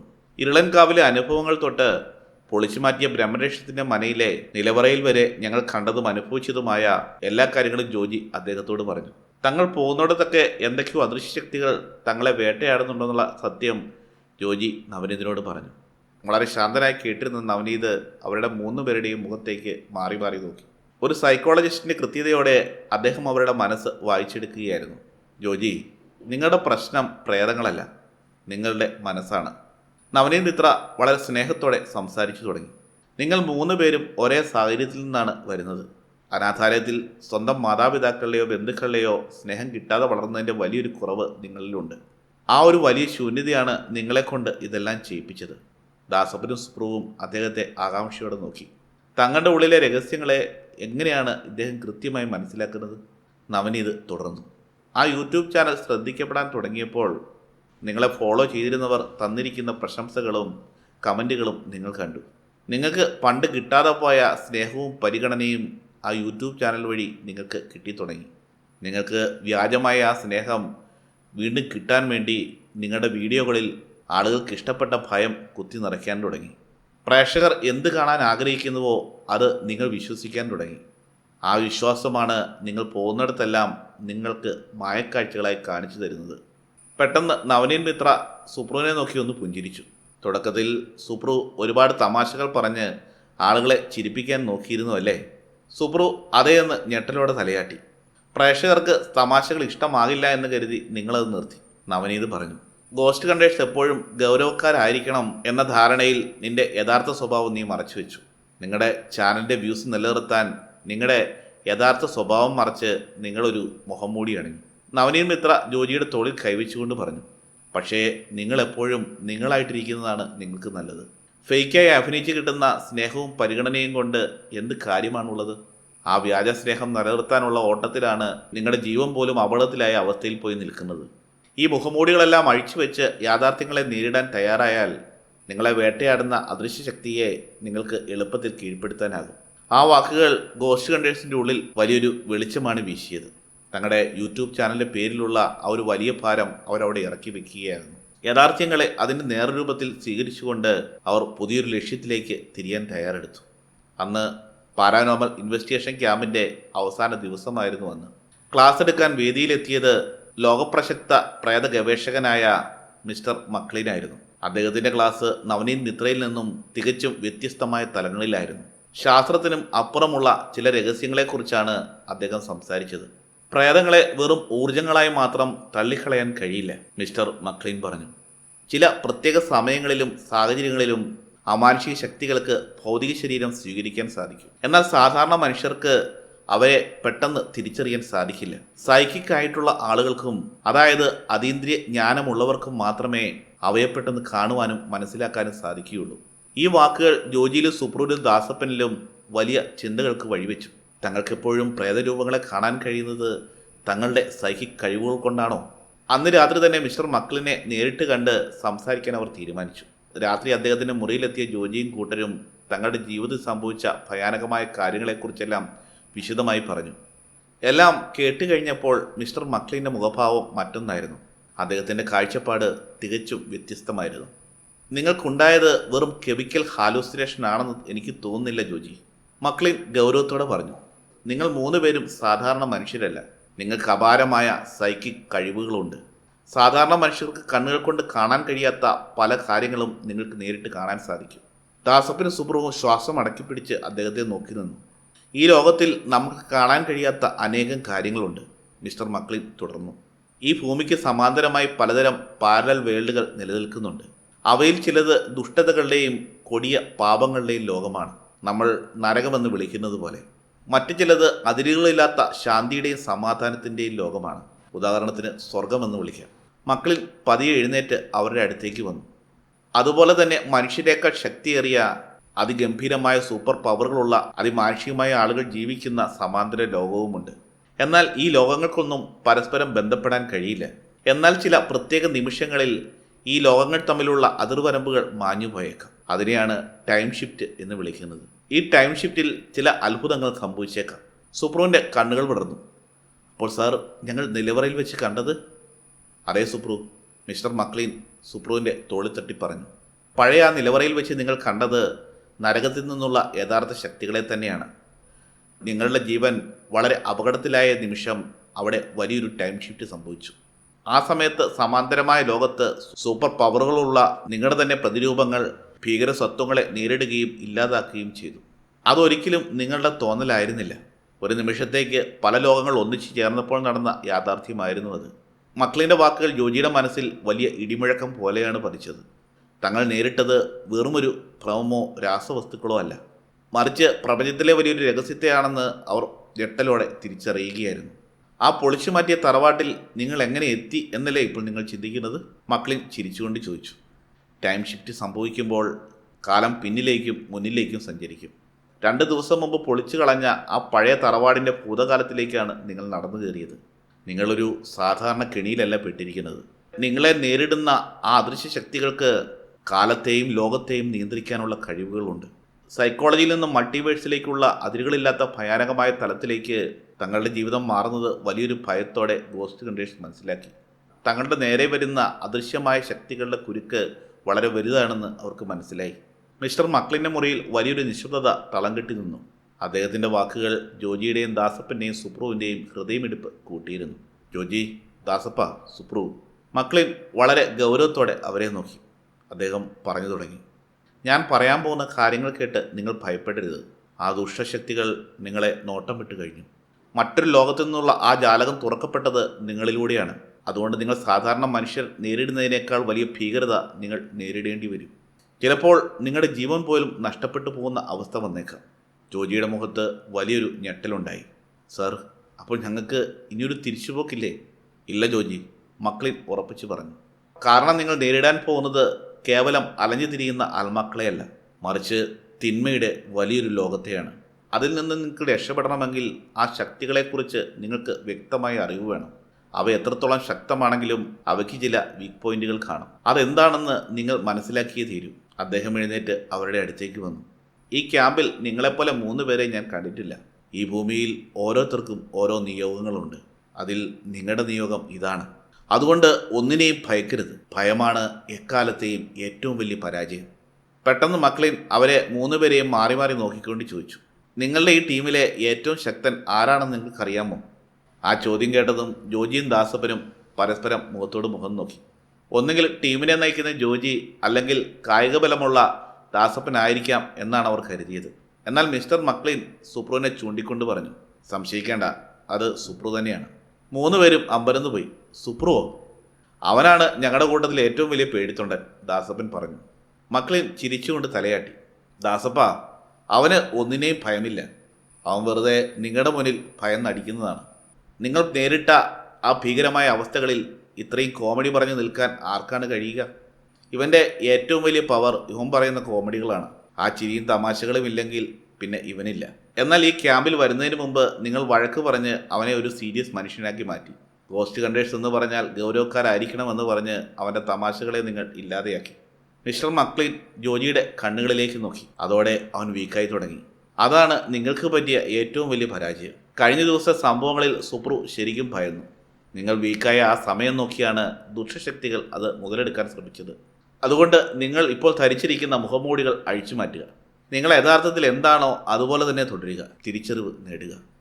തങ്ങൾ ഇതുവരെ ചിന്തിക്കാത്ത വലിയൊരു യാഥാർത്ഥ്യമാണ് മക്ലിൻ തങ്ങൾക്ക് മുന്നിൽ തുറന്നിട്ടിരിക്കുന്നതെന്ന് അവർക്ക് മനസ്സിലായി. സുപ്രു തൻ്റെ പഴയ ഊർജ്ജം തിരിച്ചു കിട്ടിയതുപോലെ ഒന്ന് പുഞ്ചിരിച്ചു. നിങ്ങൾക്ക് ഞാനൊരു സാധനം തരാം എന്ന് പറഞ്ഞുകൊണ്ട് മക്ലിൻ തൻ്റെ പഴയ ലെതർ ബാഗ് തുറന്ന് വളരെ പഴക്കമുള്ള തുകൽപ്പെട്ടയിട്ട വലിയൊരു തടിച്ച പുസ്തകം അദ്ദേഹം പുറത്തേക്ക് എടുത്തു. ഇതിൽ പ്രപഞ്ചത്തിലുള്ള പലതരം ശക്തികളെപ്പറ്റിയും അതിനെ ശാസ്ത്രീയവും മാന്ത്രികവുമായി എങ്ങനെ നശിപ്പിക്കാമെന്ന വിദ്യയും ഇതിൽ എഴുതിയിട്ടുണ്ട്. നിങ്ങളുടെ തുടർന്നുള്ള അന്വേഷണങ്ങളിൽ ഈ പുസ്തകം നിങ്ങൾക്ക് വഴികാട്ടിയാകും. അദ്ദേഹം പുസ്തകം ജോജിയുടെ കൈകളിലേക്ക് വെച്ചു കൊടുത്തു. ആ പുസ്തകത്താളുകളിൽ ഒളിഞ്ഞിരിക്കുന്ന രഹസ്യങ്ങൾ തങ്ങളുടെ ജീവൻ രക്ഷിക്കാനുള്ള വലിയ ആയുധങ്ങളാണെന്ന് ജോജിക്ക് തോന്നി. ഈ സമയം ബാംഗ്ലൂരിൻ്റെ ശാന്തമായ നഗരത്തിൻ്റെ വലിയ മതിലുകൾക്കുള്ളിൽ സ്ഥിതി ചെയ്യുന്ന വളരെ ശാന്തമായ സെൻറ് മേരീസ് കോൺവെൻറ്റിൽ അസാധാരണമായ ചില സംഭവങ്ങൾ അരങ്ങേറുകയായിരുന്നു. സമയം അർദ്ധരാത്രി കഴിഞ്ഞിരിക്കുന്നു. നീളൻ ഇടനാഴികളിൽ ഭയാനകമായ നിശബ്ദത തളം കെട്ടി നിൽക്കുന്നു. പെട്ടെന്ന് കോൺവെന്റ് ചാപ്പലിൽ കത്തിച്ചു വെച്ചിരുന്ന തിരികൾ വലിയൊരു കാറ്റടിച്ചതുപോലെ പെട്ടെന്ന് കെട്ടുപോയി. പ്രാർത്ഥനാമുറിയിലെ കുരിശുരൂപങ്ങൾ യാതൊരു കാരണവുമില്ലാതെ തലകീഴായി തിരിഞ്ഞു. ഇടനാഴിയിലൂടെ നടന്നു പോവുകയായിരുന്ന സിസ്റ്റർ ആഗ്നസ് ആ കാഴ്ച കണ്ട് ഭയത്താൽ നിലവിളിക്കാൻ ശ്രമിച്ചു. പക്ഷേ തൊണ്ടയിൽ നിന്നും ശബ്ദം പുറത്തേക്ക് വന്നില്ല. അവരുടെ പിന്നിൽ നിന്നും ആരോ വന്ന് വായപൊത്തി പിടിച്ചതുപോലെ. ഉറങ്ങിക്കിടക്കുന്ന കന്യാസ്ത്രീകളുടെ ജനലുകളിൽ ആരോ വന്ന് മുട്ടാൻ തുടങ്ങി. ജനൽച്ചില്ലുകൾ വലിയ ശബ്ദത്തോടെ പൊട്ടിത്തെറിച്ചു. എന്താണ് സംഭവിക്കുന്നതെന്നറിയാതെ ആ കോൺവെന്റ് വലിയൊരു പരിഭ്രാന്തിയിലേക്ക് നീളുകയായിരുന്നു. തിന്മയുടെ ലോകത്തുനിന്നും വന്ന പുതിയൊരു ഭീകരത തങ്ങളെ നേരിടാൻ പോകുന്ന ആ 3 യഥാർത്ഥ പോരാളികൾക്കായി അക്ഷമയോടെ കാത്തിരിക്കുകയായിരുന്നു. പാരാനോമൽ ഇൻവെസ്റ്റിഗേഷൻ ക്യാമ്പിന്റെ അവസാന ദിവസം പ്രഭാതം കോൺഫറൻസ് ഹാളിലെ തിരക്കുകളിൽ നിന്നൊക്കെ മാറി തങ്ങളുടെ സാധനങ്ങളെല്ലാം പാക്ക് ചെയ്ത് കാറിലേക്ക് വെക്കുകയായിരുന്നു ജോജിയും ദാസപ്പനും സുപ്രുവും. മക്കളിൽ നൽകിയ ആ പഴയ പുസ്തകവും അദ്ദേഹത്തിന്റെ വാക്കുകൾ നൽകിയ ആ വലിയ ഊർജവും അവർക്ക് വലിയൊരു കരുത്തായി മാറിയിരുന്നു. അപ്പോഴാണ് മിസ്റ്റർ മക്ലീൻ അവരുടെ അടുത്തേക്ക് നടന്നു വന്നത്. അദ്ദേഹത്തിന്റെ മുഖത്ത് ഒരല്പം ഗൗരവമുണ്ടായിരുന്നു. നിങ്ങൾ ക്യാമ്പ് അവസാനിപ്പിച്ച് തിരിച്ചു പോകാൻ റെഡിയാവുകയാണല്ലേ? അദ്ദേഹം ചോദിച്ച് പിന്നീട് അവരുടെ മുഖത്തേക്ക് മാറി മാറി നോക്കിക്കൊണ്ട് അദ്ദേഹം പറഞ്ഞു, എൻ്റെ കൂടെ ഒരു ഹണ്ടിങ്ങിന് പോരുന്നോ? ആ ചോദ്യം ഒഴിപ്പിക്കുന്നതിന് മുമ്പ് സുപ്രു വളരെ ആവേശത്തോടെ ചാടിപ്പറഞ്ഞു, ഉറപ്പായും സാർ. സുപ്രുവിൻ്റെ ആ പഴയ ഊർജവും തമാശ രൂപത്തിലുള്ള ആവേശവും തിരികെ വന്നത് കണ്ട് ജോജിക്കും ദാസപ്പനും വലിയ സന്തോഷം തോന്നി. തങ്ങളുടെ ആദ്യത്തെ യഥാർത്ഥ മിഷൻ, അതും പ്രസക്ത പ്രേത ഗവേഷകന്റെ കൂടെ. അവർക്ക് രണ്ടാമതൊന്ന് ആലോചിക്കാനുണ്ടായിരുന്നില്ല. എങ്കിൽ കാര്യങ്ങൾ നിങ്ങൾ ശ്രദ്ധിച്ചു കേൾക്കുക. മക്കളിൽ തൻ്റെ കാറിൻ്റെ ഡോറിൽ ചാരി നിന്ന് പറയാൻ തുടങ്ങി, ഇവിടെ ബാംഗ്ലൂരിൽ അല്പം വടക്കോട്ട് മാറി ഒരു പഴയ കോൺവെൻ്റ് ഉണ്ട്. പണ്ട് ബ്രിട്ടീഷുകാർ പണി കഴിപ്പിച്ചതാണ്. ഒറ്റനോട്ടത്തിൽ അവിടെ ഒരു അനാഥാലയം പോലുള്ള ഒരു വലിയൊരു സെറ്റപ്പുമുണ്ട്. അദ്ദേഹം ശബ്ദം ഒന്നുകൂടി താഴ്ത്തി പറഞ്ഞു, പക്ഷേ സത്യം പറയാലോ, വിദേശ പണം ഒഴുകി വരാനുള്ള വലിയൊരു മാർഗം കൂടിയാണത്. ആ കോൺവെന്റിനെ പറ്റി കൂടുതൽ പഠിച്ചപ്പോൾ അത്യാവശ്യം നല്ലതല്ലാത്ത പല നിഗൂഢ കാര്യങ്ങളും എനിക്കറിയാൻ കഴിഞ്ഞു. എന്ത് കാര്യങ്ങൾ സാർ? ജോജി അക്ഷമയോടെ ചോദിച്ചു. അത് അവിടെ ചെന്നാൽ നിങ്ങൾക്ക് മനസ്സിലാവും, മക്ലിൻ തുടർന്നു. 17 വയസ്സുവരെയുള്ള പെൺകുട്ടികളാണ് ആ അനാഥാലയത്തിൽ അന്തേവാസികളായിട്ടുള്ളത്. കഴിഞ്ഞ ദിവസം ഞാൻ വന്നു എന്നറിഞ്ഞ് ആ കോൺവെന്റിലെ മദർ സുപ്പീരിയർ എന്നെ ഫോണിൽ വിളിച്ചിരുന്നു. വളരെ പരിഭ്രാന്തിയോടുകൂടിയാണ് അവർ എന്നോട് സംസാരിച്ചത്. അവരുടെ കോൺവെന്റിന് അരികിലുള്ള അനാഥാലയത്തിൽ എന്തോ ഒരു ദുഷ്ടശക്തിയുടെ സാന്നിധ്യമുണ്ടത്രേ. കുരിശുകൾ തനിയെ തലകീഴായി മറിയുന്നു, മെഴുകുതിരികൾ അകാരണമായി അണയുന്നു, കുട്ടികൾക്ക് നേരെ അദൃശ്യ ആക്രമണങ്ങൾ ഉണ്ടാകുന്നു. ഇത് കേട്ട് സുപ്രു ഒന്ന് വിഴുങ്ങി. അപ്പോൾ സാർ, ഇനി നമ്മൾ നേരിടാൻ പോകുന്നത് വെറും കെമിക്കൽ പൊടിയൊന്നും അല്ലല്ലോ, ഒറിജിനൽ ഐറ്റത്തെ അല്ലേ? അറേ സുപ്രു, ഇത്തവണ ഹാലൂസിനേഷനോ മായക്കാഴ്ചകളോ ഒന്നുമല്ല. തിന്മയുടെ യഥാർത്ഥ ലോകം. അത് ആ കോൺവെന്റിൽ ഒരു ജാലകം തുറന്നു വെച്ചിട്ടുണ്ട്. നമ്മളിപ്പോൾ തന്നെ അങ്ങോട്ട് തിരിക്കുകയാണ്. സമയം ഒട്ടും കളയാതെ അവർ യാത്ര തിരിക്കാൻ തയ്യാറെടുത്തു. മിസ്റ്റർ മക്ലീൻ വലിയൊരു SUV മുന്നിലും ജോജിയും സംഘവും അവരുടെ കാറിൽ ബാംഗ്ലൂരിൻ്റെ തിരക്കുകളിൽ നിന്നും വടക്കോട്ട് യാത്ര തിരിച്ചു. നഗരത്തിൻ്റെ തിരക്കുകളിൽ നിന്നും മാറി കാട് നിറഞ്ഞ വലിയൊരു പ്രദേശത്തേക്ക് അവരുടെ വാഹനങ്ങൾ പ്രവേശിച്ചു. അന്തരീക്ഷമാകെ വളരെ പെട്ടെന്ന് ഇരുണ്ടതുപോലെ തോന്നി. ഇരുവശങ്ങളും മരങ്ങൾ അതിരിട്ട ആ ഇടുങ്ങിയ റോഡിൻ്റെ അവസാനം. വർഷങ്ങൾ പഴക്കം തോന്നിക്കുന്ന കരിങ്കല്ലിൽ പണിത ആ വലിയ കോൺവെന്റിൻ്റെ കൂർത്ത മേൽക്കൂരകൾ അവർക്ക് കാണാമായിരുന്നു. ചുറ്റും വലിയ മതിലുകളുള്ള ആ കോൺവെന്റ് ഒരു ജയിൽ പോലെയാണ് അവർക്ക് തോന്നിയത്. ബ്രിട്ടീഷുകാരുടെ കാലത്ത് പണി കഴിപ്പിച്ച ആ പഴയ കോൺവെന്റിൻ്റെ ഇടനാഴിയിലൂടെ ജോജിയും ദാസപ്പനും സുപ്രുവും മക്കളിനൊപ്പം നടന്നു. അവിടമാകെ വല്ലാത്തൊരു തണുപ്പ് നിറഞ്ഞിരുന്നു. അവർ നേരെ ചെന്നത് കോൺവെന്റ് ചുക്കാൻ പിടിക്കുന്ന മദർ സുപ്പീരിയറിൻ്റെ അടുത്തേക്കാണ്. പ്രായത്തിൻ്റെ ചുളികൾ വീണ ആ മുഖത്ത് വല്ലാത്തൊരു ഭയവും ക്ഷീണവും ആ മദറിൻ്റെ മുഖത്തുണ്ടായിരുന്നു. മിസ്റ്റർ മക്ലീനെ കണ്ടതും അവർ എഴുന്നേറ്റ് നിന്ന് വണങ്ങി. പ്രാഥമിക കുശലാന്വേഷണങ്ങൾക്ക് ശേഷം മക്ലീൻ നേരെ കാര്യത്തിലേക്ക് കടന്നു. എന്താണ് മദർ ഇവിടെ ശരിക്കും നടക്കുന്നത്? മക്ലീൻ ചോദിച്ചു. മദർ വിറയ്ക്കുന്ന ശബ്ദത്തിൽ പറയാൻ തുടങ്ങി. ഒരാഴ്ച മുമ്പാണ് മക്ലീൻ ഇവിടെ ചില സംഭവങ്ങൾ തുടങ്ങിയത്. രാത്രിയിൽ അനാഥാലയത്തിലെ പെൺകുട്ടികൾ കിടക്കുന്ന മുറിയുടെ ജനലിൽ ആരോ വന്ന് ശക്തമായി മുട്ടുന്നു. അതുപോലെ തന്നെ രാത്രിയിൽ ഞെട്ടിയുണരുന്ന കുട്ടികൾ തങ്ങളുടെ കിടക്കയുടെ ബെർത്തിന് താഴെ ഒരു രൂപം നിൽക്കുന്നതായി കണ്ടു. കഴിഞ്ഞ ദിവസം രാത്രി പ്രാർത്ഥന കഴിഞ്ഞ് ഇടനാഴിയിലൂടെ നടന്നുപോയ സിസ്റ്റർമാർ ഭിത്തിയിൽ വലിയൊരു നിഴൽ രൂപം നിൽക്കുന്നത് കണ്ട് പേടിച്ച് ബോധം കെട്ട് വീണു. ഇതെല്ലാം വളരെ ശ്രദ്ധയോടെ കേട്ടിരുന്ന മക്ലീൻ മദറിൻ്റെ കണ്ണുകളിലേക്ക് സൂക്ഷിച്ചു നോക്കിക്കൊണ്ട് പറഞ്ഞു, ഈ രൂപത്തെ കാണുന്നതിനും സംഭവങ്ങൾ നടക്കുന്നതിനും മുമ്പായി ഇവിടെ അസാധാരണമായി എന്തെങ്കിലും സംഭവിച്ചിരുന്നോ? മദർ പെട്ടെന്ന് മുഖം വെട്ടിത്തിരിച്ചു. അവരുടെ കണ്ണുകളിൽ ഭയം മിന്നിമറയുന്നത് മക്ലീൻ ശ്രദ്ധിച്ചു. ഇല്ല, അങ്ങനെയൊന്നും ഉണ്ടായിട്ടില്ല. മദർ ഒഴിഞ്ഞു മാറാൻ ശ്രമിച്ചു. എന്നാലൊരു പാരാനോമൽ ഇൻവെസ്റ്റിഗേറ്ററിൻ്റെ കണ്ണുകളിൽ നിന്ന് ഒഴിഞ്ഞു മാറാൻ അവർക്ക് കഴിഞ്ഞില്ല. മദർ എന്തോ വലിയൊരു സത്യം തങ്ങളിൽ നിന്നും മറച്ചു വയ്ക്കുന്നുണ്ടെന്ന് മക്ലീന് മനസ്സിലായി. മദർ, മക്ലീൻ പറഞ്ഞു, ആത്മാക്കൾക്ക് ഈ ഭൗതിക ലോകത്തേക്ക് വരണമെങ്കിൽ അവർക്ക് ശക്തമായ ഒരു കാരണം വേണം. വലിയൊരു വേദനയോ പകയോ ഇല്ലാതെ ഒരാത്മാവും അലഞ്ഞു തിരിയുകയില്ല. നിങ്ങൾ എന്തോ ഒളിച്ചു വയ്ക്കുന്നുണ്ട്. അത് ഒളിച്ചു വെച്ചാൽ നിങ്ങളുടെയോ ഈ കോൺവെന്റിലുള്ള മറ്റു കുട്ടികളുടെയോ ജീവൻ രക്ഷിക്കാൻ എനിക്ക് കഴിയില്ല. ഒന്നും മറച്ചു വയ്ക്കേണ്ട, എല്ലാം പറഞ്ഞോളൂ. മക്ലീൻ്റെ ചോദ്യത്തിന് മുന്നിൽ പിടിച്ചേൽക്കാൻ കഴിയാതെ മദർ മേശപ്പുറത്ത് വെച്ചിരിക്കുന്ന കുരിശിൽ മുറുക്കെ പിടിച്ചു. അവരുടെ കണ്ണുകൾ നിറഞ്ഞു. വലിയൊരു നെടുവീർപ്പോടെ ആ കോൺവെന്റിൻ്റെ ഇരുണ്ട ഭൂതകാലം അവർ പറയാൻ തുടങ്ങി. മാത്യു, എല്ലാവരും അവനെ മത്തായി എന്നാണ് വിളിക്കുന്നത്. ഞങ്ങളുടെ സഭയുടെ തന്നെ മറ്റൊരു അനാഥാലയത്തിൽ വളർന്ന ഒരു പയ്യനാണ് അവൻ. 18 വയസ്സ് കഴിഞ്ഞാൽ പിന്നെ അവരെ അനാഥാലയത്തിൽ നിർത്താൻ നിയമമില്ല. എന്തെങ്കിലും പണി പഠിച്ച് സ്വന്തമായി ജോലിക്ക് പോകണം. അവൻ വലിയ മിടുക്കനായിരുന്നു. ഇലക്ട്രോണിക്സ് പഠിച്ച് അവനൊരു ഇലക്ട്രീഷ്യനായി. അതുകൂടാതെ പ്ലംബിങ്ങും അവൻ പഠിച്ചെടുത്തു. ഈ ഒരു വലിയ കോൺവെൻറ്റിലും അനാഥാലയത്തിലും എപ്പോഴും ഒരുപാട് പണികൾ ഉള്ളതുകൊണ്ട് മത്തായി ഇവിടെ തന്നെ കൂടി. മദറൊന്ന് നിർത്തി വെള്ളം കുടിച്ചു. ജോജിയും ദാസപ്പനും സുപ്രവും ശ്വാസം അടക്കി പിടിച്ച് ആ കഥ കേൾക്കുകയായിരുന്നു. വളരെ ദൈവഭക്തിയുള്ള ഒരു പയ്യനായിരുന്നു അവൻ. അവൻ അങ്ങനെ ഒരു സ്വഭാവം ഉള്ളതായിട്ട് ഞങ്ങൾക്കറിയില്ലായിരുന്നു. പക്ഷെ എന്തിനാണ് അവൻ ആ കൊടും പാപം ചെയ്തതെന്ന് എനിക്കിപ്പോഴും മനസ്സിലാകുന്നില്ല. മദറിൻ്റെ ശബ്ദം തെറിച്ചു. എന്തു പാപം? ദാസപ്പൻ ആകാംക്ഷയോടെ ചോദിച്ചു. ഒരു ദിവസം ഈ അനാഥാലയത്തിലെ ഒരു പെൺകുട്ടിയെ അവൻ പീഡിപ്പിച്ചു. 16 വയസ്സ് മാത്രം പ്രായമുള്ള ഒരു കുട്ടി. പക്ഷേ കുറച്ചുനാൾ കഴിഞ്ഞാണ് സംഭവം ഞങ്ങളെല്ലാവരും അറിയുന്നത്. ആ പെൺകുട്ടി ഗർഭിണിയായപ്പോൾ ആ വിവരമറിഞ്ഞ് ഞങ്ങൾ ആ പെൺകുട്ടിയോട് ചോദിച്ചപ്പോൾ അവൾ കരഞ്ഞുകൊണ്ട് മത്തായിയുടെ പേരാണ് പറഞ്ഞത്. പോക്സോ കേസായി അത് മാറി. പോലീസുകാർ പിന്നെ അവനെ വെറുതെ വിടുവോ? മദർ തല താഴ്ത്തിക്കൊണ്ട് പറഞ്ഞു. അവനെ അറസ്റ്റ് ചെയ്യാൻ പോലീസ് വന്നപ്പോൾ എൻ്റെയും പോലീസിനേക്കാൾ കെട്ടിപ്പിടിച്ച് കരഞ്ഞുകൊണ്ട് പറഞ്ഞു, സാറേ ഞാനല്ല തെറ്റുകാരൻ. ഞാൻ ആ കുട്ടിയെ തൊട്ടിട്ട് പോലുമില്ല. എന്നെ വിശ്വസിക്കണം. പക്ഷേ ആരും അത് കേട്ടില്ല, വിശ്വസിച്ചുമില്ല. തെളിവുകൾ അവനെതിരായിരുന്നു. പോലീസ് അവനെ അറസ്റ്റ് ചെയ്ത് കൊണ്ടുപോയി. കേസിൻ്റെ വിധി വന്നപ്പോൾ വിധി കേട്ട് ഞങ്ങൾ ഞെട്ടിപ്പോയി.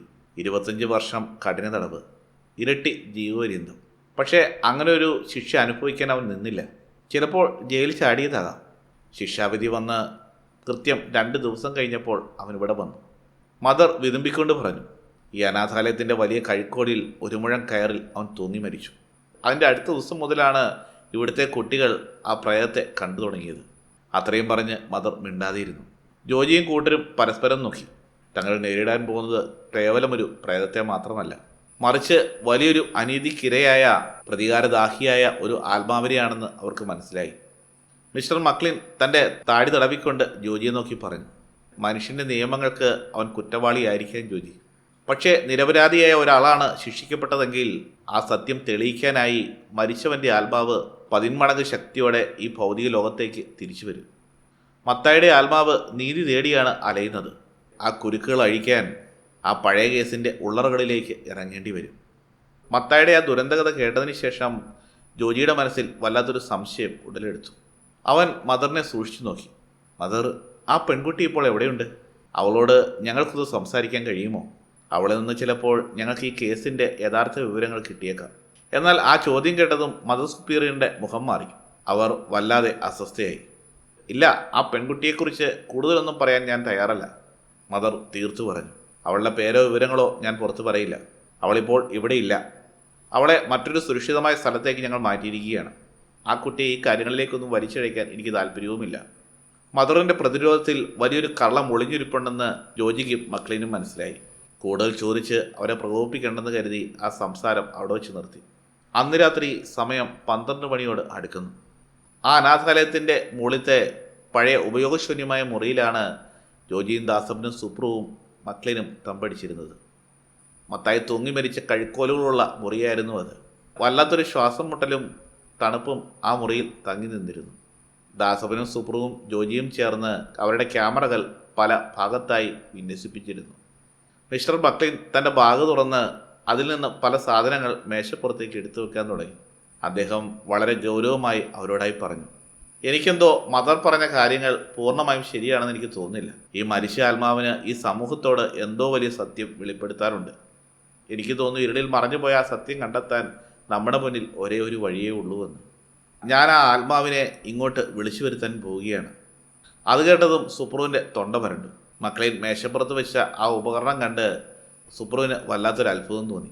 അക്ഷരങ്ങളും അക്കങ്ങളും എഴുതിയ ഒരു ബോർഡ്, എന്നാൽ അതിനോട് ചേർന്ന് ഒരു സ്പീക്കറും ചെറിയ മീറ്ററുകളും ഒരു ആൻറ്റിനയും ഘടിപ്പിച്ചിട്ടുണ്ട്. സാർ, ഇതെന്താ സാധനം? കണ്ടാൽ ഓജോ ബോർഡ് പോലെ ഉണ്ടല്ലോ. സാർ, ഓജോ ബോർഡ് ഉപയോഗിച്ച് പ്രേതത്തെ വിളിക്കാൻ പോവുകയാണോ? സുപ്രു ഭയത്തോടെ ചോദിച്ചു. മിസ്റ്റർ മക്ലിൻ ഒന്ന് പുഞ്ചിരിച്ചു. ഇത് ഓജോ ബോർഡല്ല സുപ്രു.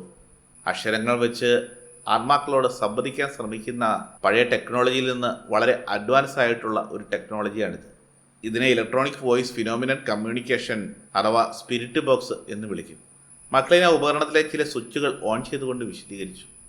സാധാരണ ഓജോ ബോർഡിൽ നാണയമോ ഗ്ലാസോ വെച്ച് അക്ഷരങ്ങളിലൂടെയാണ് ആത്മാക്കൾ സംസാരിക്കുന്നത്. എന്നാൽ ഇതിൽ ആത്മാക്കൾ നേരിട്ട് വന്ന് സംസാരിക്കും. ഈ ബോർഡിലെ ചില പ്രത്യേക സെൻസറുകൾ മുറിയിലെ ഊർജത്തെയും റേഡിയോ ഫ്രീക്വൻസികളെയും ഒപ്പിയെടുക്കും.